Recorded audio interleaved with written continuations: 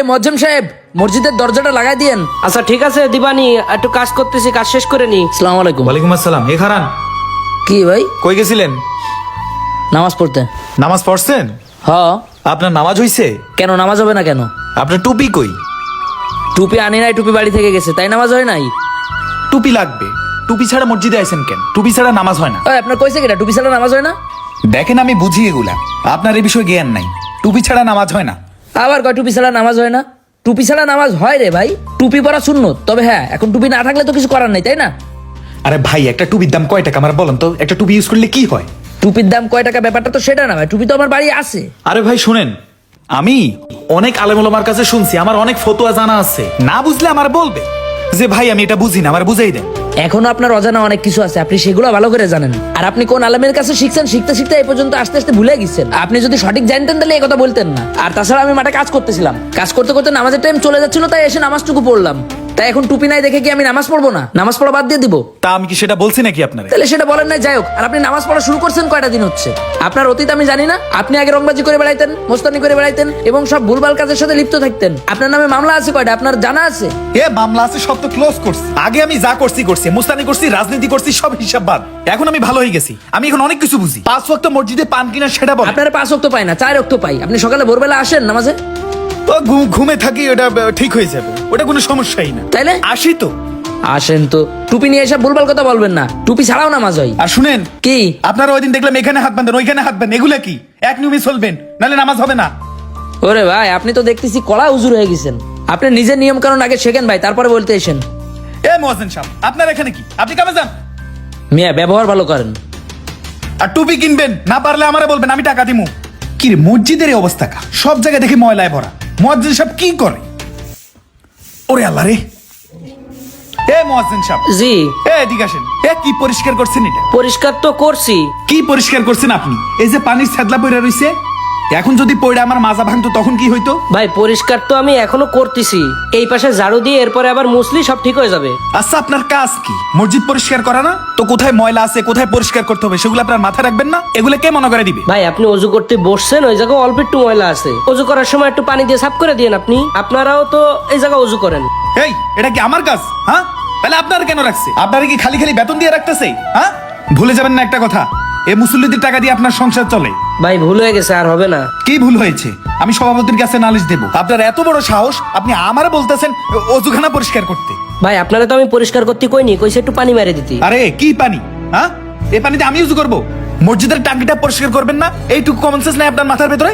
আজকে থেকে আমি মসজিদে অজু করবো না, বাসা থেকে অজু করে এসে তারপরে মসজিদে আসবো। আর আমি সভাপতির কাছে অবশ্যই নালিশ দিব।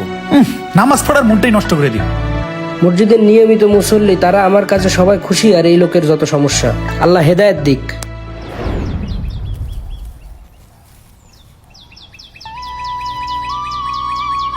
আসসালামু আলাইকুম লিটন ভাই।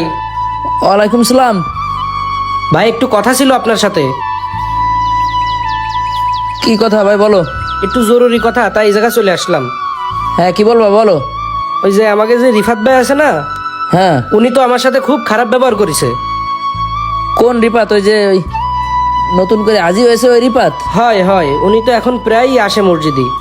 মিয়া উনি তো একটা ফাউল। উনি মানুষ যা তার থেকে বোঝে বেশি, অ্যাডভান্স বোঝে প্রচুর। হ্যাঁ ভাই, আপনার সাথে ওই যে ঝামেলা করলো না, হ্যাঁ। তারপরে মসজিদের ভিতরে ঢুকে অজুখানায় যায় অজু করতে গেছে। আমি এই পাশে ঝাড়ু দিচ্ছি, আমার ডাইক এসে গরম দিচ্ছে, অজুখানা নাকি ঠিক মতো পরিষ্কার করি না আমি। তো অজুখানা ঠিক মতো পরিষ্কার নেই, সে পরিষ্কার করুক একটু। সেও তো দায়িত্ববান মানুষ, সে যথেষ্ট বুদ্ধিমান, সে নিজেও একটু পরিষ্কার করে দেখাক। এবার দিন আসলে বলবা কি যে ভাই আপনি একটু পরিষ্কার করে আমার দেখান, তারপরে কিছু কইলে আমারে কইও। না ভাই, ওই কথা তো আমি তারে কইছি, কিন্তু বিষয় হচ্ছে যে উনি আমারে কইছে আমি নাকি পরিষ্কার ঠিক মতো করি না, এই কথা সভাপতির কাছে কয়ে আমার চাকরি খায় নেবে, এই হুমকি দিছে। ও যে সেক্রেটারি মসজিদের, এই জন্যই তো সভাপতির কাছে নালিশ করবেই, এই হুমকি তো দেবেই। কিন্তু সভাপতি, সেক্রেটারি এসব তো দেখার দায়িত্ব আমাদের না। 5 ওয়াক্ত নামাজ পড়বো, আল্লাহরে খুশি রাখার চেষ্টা করব। ওই সভাপতির সেক্রেটারির খুশি রাখা আমাদের কাজ না। আর তোমার ভয় তুমি চাকরি করো, এটাই তো।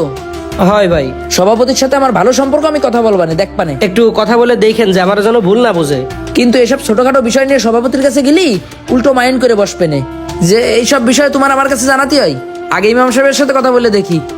নতুন নতুন নামাজ পড়তে আইছো তো, দেখি শুক্রবারে ফাঁস কাতারে বসে ইমাম সাহেবের বয়ান শুনে ইমাম সাহেবের দিয়ে ওরা বুঝাই দিবানে। যাও তুমি। আচ্ছা ঠিক আছে, আসসালামু আলাইকুম। ওয়ালাইকুম সালাম। এছাড়া মোয়াজ্জেম সাহেব গরিব মানুষ, ওর সাথে করলো খারাপ ব্যবহার। নামাজ পড়া ঠিকই শুরু করেছে, কিন্তু অতিথির ব্যবহারটা পাল্টাইতে পারিনি। ইমাম সাহেবের কাছে জানাইতে হবে বিষয়টা। আপনার সাথে একটু কথা আছে। কথা বলবেন, আমার তো কাজ আছে, তাড়াতাড়ি বলেন। এই ভাই আইসা আমাকে সবকিছুই বলল। আপনি নাকি মুয়াজ্জিনের সাথে খারাপ ব্যবহার করছেন। সেক্রেটারি সাহেব, মুয়াজ্জিন সাহেব অল্প কয় টাকার বেতনে চাকরি করে, ওনার সাথে এইভাবে খারাপ ব্যবহার করা আপনার উচিত হয়নি। কে খারাপ ব্যবহার করছে? হ্যাঁ, মুয়াজ্জম সাহেব আমি ভালোভাবে বুঝাই দিছি, এখানে ময়লা আছে পরিষ্কার করে দেন। আপনি তো মানে আমারও ভালোভাবে বুঝাইছিলেন, তাই না? হ্যাঁ। ওটা আপনার ভালোভাবে বুঝানো। আপনি যেভাবে কথা বলেন ওইভাবে কেউ কথা বলে? ব্যবহারটাই তো খারাপ আপনার। আপনি তো নিজেও জানেন না আপনি কি বলেন না বলেন। আপনি এসব হাদিস কোনটা শিখেছেন বলেন তো? হুজুর বলেন তো, আমি তো আপনার সব বললাম। মুয়াজ্জমের সাথে কি ব্যবহারটা করলো? সে কষ্ট পায় আমার কাছে এসে নালিশ করেছে ভয়ে, বেচারা চাকরিটা যদি চলে যায় এই জন্যই। এখন সভাপতির কাছে এইটুকুনি ছোট বিষয় নিয়ে এসে নালিশ দেবে। সে সেক্রেটারি, এই জন্যই কি সভাপতির কাছে কিছু হইলে নালিশ দেবে? আর আমার বিষয় তো আপনার বললামই, আমার সাথেও ব্যবহার খারাপ করছে কি খারাপ করছি? হ্যাঁ? মসজিদের সামনে। আচ্ছা আচ্ছা, থামেন। সেক্রেটারি সাহেব শোনেন, আল্লাহ রসুল সাল্লাল্লাহু আলাইহি সাল্লাম বলেছেন, মান সালিমাল মুসলিমুনা মিন লিসানিহি ওয়া ইয়াহদি। মানে আপনার চোখ, কান, হাত ব্যবহার বা যে কোনো কিছু দ্বারা যদি অন্য কোনো মানুষ কষ্ট পায়, তবে আপনি কোনো মুসলিমই না। কি হুজুর, অর্থ এটা না? হ্যাঁ এমনটাই। এই ফাও কথা কোন, আমি কারে কষ্ট দিছি? আরে ভাই, কষ্ট কি দেবেন? মানে আপনার কথাই তো কষ্ট দিয়া। আপনি মুয়াজ্জমের সাথে যে ব্যবহারটা করেছেন, সে ব্যবহারে তো বেচারাটা কষ্ট পাইছে, আতঙ্কে আছে চাকরি হারানোর। আর আপনি আমার সাথে তো খারাপ ব্যবহার করছেন। আপনি যেটা না জানেন সেটা হুজুরের কাছ থেকে জেনে নেন। আর কি বলতেছে? আমি নাকি জানি না? আমি বহুত আলেম থেকে শুনছি। আরে শুনেন, ইমাম সাহেব টুপি না পরে নামাজ পড়তে চলে এসে, আপনি বলেন তো টুপি না পড়লে ওর নামাজ হবে? দেখেন সেক্রেটারি সাহেব, আপনি অনেক কিছুই জানেন না, আর জানলেও আপনি এভাবে ফতোয়া দিতে পারেন না। আলেম না হয়ে ফতোয়া দেওয়া যায় না। আপনি ভালো আলেমদের কাছে যাবেন, সঠিকটা শুনবেন, তারপরে প্রচার করবেন। আর তাছাড়া টুপি ছাড়া নামাজ পড়লে নামাজ হয়। টুপি হলো সুন্নাত। যার টুপি নাই সে কি নামাজ পড়তে পারবে না?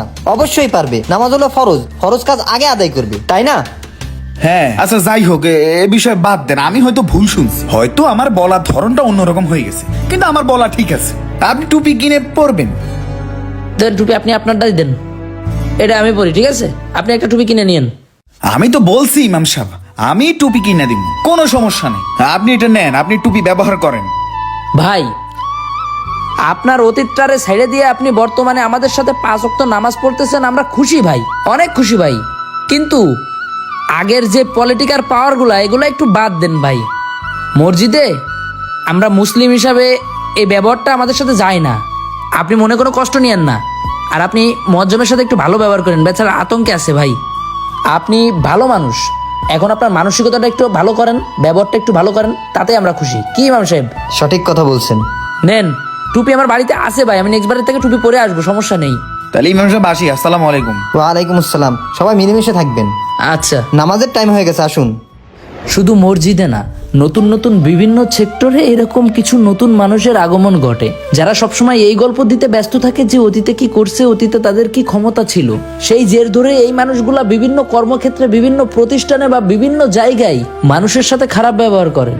আর এরকম কিছু সূত্র ধরেই মহল্লার ভিতর রেষারেষি, মারামারি, ঝগড়াঝাটি চলতেই থাকে। তাই সবাই মাথায় রাখবেন, আমরা সৃষ্টির সেরা জীব মানুষ। আমরা চাইলেই ছোট ছোট ঝামেলাকে বড় না করে ইসলামের আলোকে মানুষকে সঠিক পরামর্শ দিয়ে অথবা সৃষ্টির সেরা জীব মানুষের শ্রেষ্ঠ মনুষ্যত্ব দেখিয়ে নিজের পরিবার ও সমাজকে সুন্দরভাবে গড়ে তুলতে পারি। ভিডিওটি ভালো লাগলে শেয়ার করবেন ও আমাদের পেজটি ফলো করবেন। ভালো থাকবেন সবাই।